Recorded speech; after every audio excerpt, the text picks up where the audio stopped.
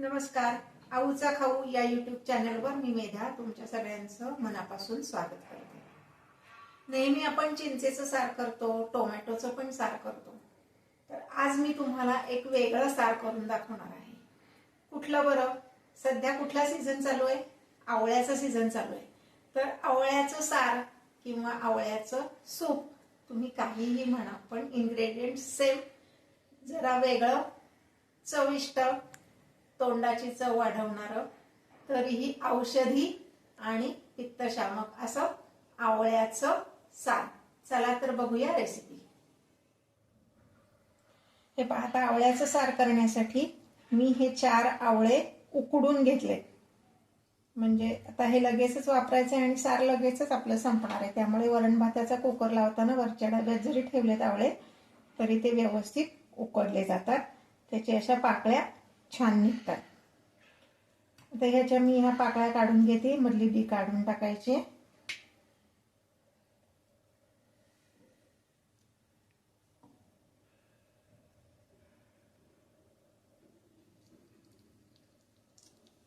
तुम्ही कच्चा आवळा वापरलात तरी चालेल, पण दोन्हीची टेस्ट वेगळी लागते. कच्च्या आवळ्याची वेगळी लागते, उकडलेल्या आवळ्याची वेगळी लागते. आता मी हे जे प्रमाण सांगणार आहे याचं साधारण 4 माणसांना पुरेल एवढं सार तयार होतं. हे उकडलेले आवळे, त्याला मी 1 वाटी नारळाचा चव घेतलेला आहे, म्हणजे ओला नारळ हा 1 वाटी घेतलाय. हे पण मिक्सर मध्ये घालायचंय. त्यानंतर मी घेणार आहे 1 मिरची. ही कमी तिखटवाली जी मिरची असती ती मिरची घ्यायची, म्हणजे हे सार तिखट पण व्हायला नकोय, पण त्याला मिरचीचा स्वाद लागायला हवा, म्हणून 1च मिरची घेतलीये. थोडंसं आलं, म्हणजे 1/2 इंच आलं घेतले. आणि हे छान बारीक वाटलं जावं म्हणून मी ह्या सारासाठी लागणारं सगळंच मीठ मी यामध्ये घालते. म्हणजे 1 चमचा मीठ घातलं की अगदी छान हे मेणासारखं मिक्सरमध्ये वाटलं जातं, म्हणून मीठ घालणार आहे. आता हे मी मिक्सर मधनं काढून घेते. हे पहा, आता ही आवळ्याची अगदी स्मूथ पेस्ट झालेली आहे.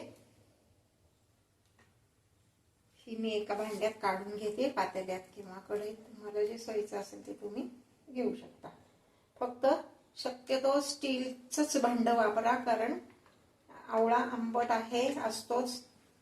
हिंदालियमच्या भांड्यात किंवा लोखंडाच्या कढईत त्याचा रंग बदलू शकतो आणि चव पण बदलते.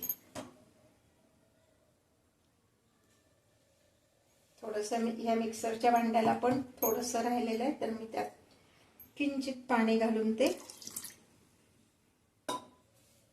काढून घेते सगळं.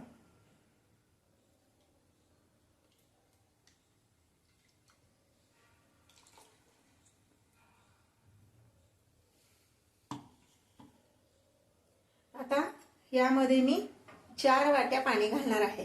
पाण्याचं प्रमाण लागेल तसं तुम्ही कमी जास्त करू शकता. साधारण 4 ते 5 माणसांना पुरेल एवढं हे सार तयार होतं. सुरुवातीला 4 वाट्या घालते, लागलं तर आपण नंतर अजून वाढवू शकतो, पण आधीच ते पानसट झालं तर चांगलं लागणार नाही. हे अगदी व्यवस्थित मिक्स करून घ्यायचे. अजून मी गॅस चालू केलेला नाहीये.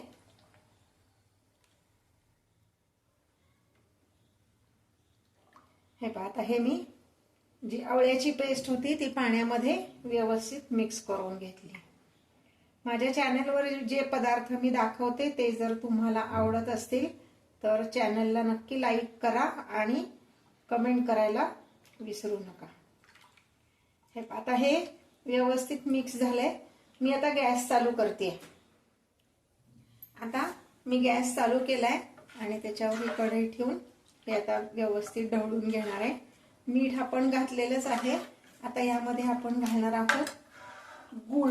गूळ थोडासा जास्तीच लागणार आहे, कारण आवळा आंबट असतो.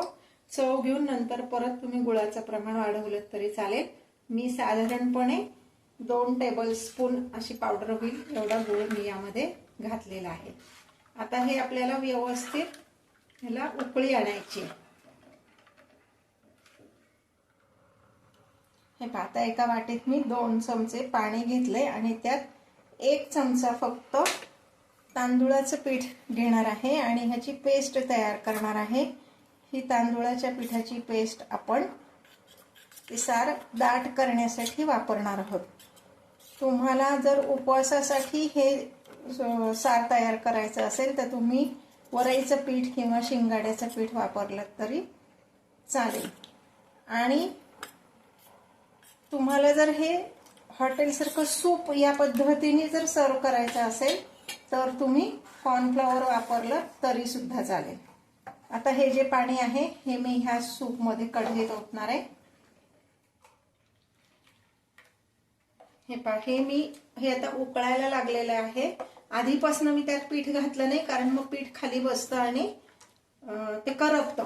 म्हणून हे उकळायला लागल्यानंतर मी ही जी तांदूळाच्या पिठाची पेस्ट केली आहे ही मी त्यात घालणार आहे.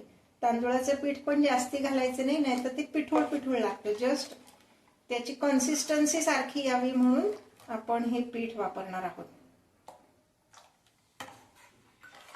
आता छान हलवून घ्यायचंय आणि हे पीठ शिजलं की त्याची कन्सिस्टन्सी अशी छान येणार आहे. अजूनपर्यंत जर माझ्या चॅनलला तुम्ही सबस्क्राईब केलं नसेल तर ते मात्र नक्की सबस्क्राईब करा आणि त्या शेजारी जे बेल आयकॉन दिलेला आहे ते दाबायला विसरू नका, म्हणजे माझ्या नवीन नवीन रेसिपीज तुमच्यापर्यंत नक्की येतील. हे पाहता तांदूळाचं पीठ घातल्यावर त्याची असं छान एकसारखी अशी कन्सिस्टन्सी त्याला आलेली आहे.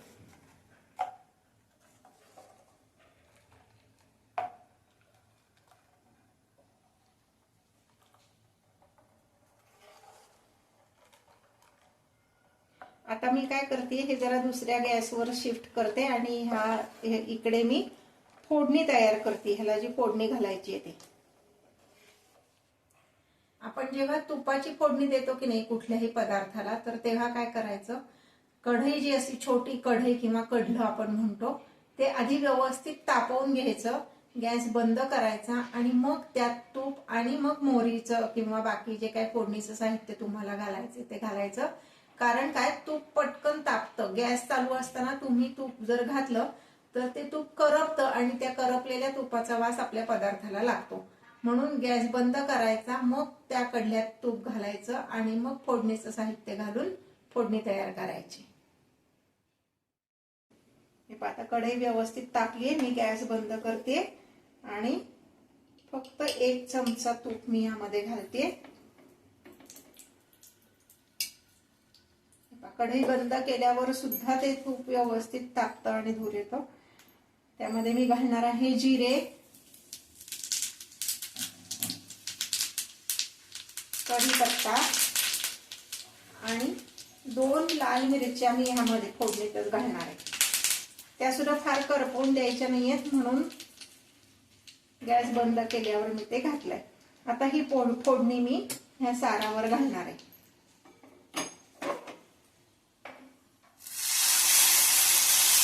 बघा चरचरीत असा आवाज आला फोडणीचा.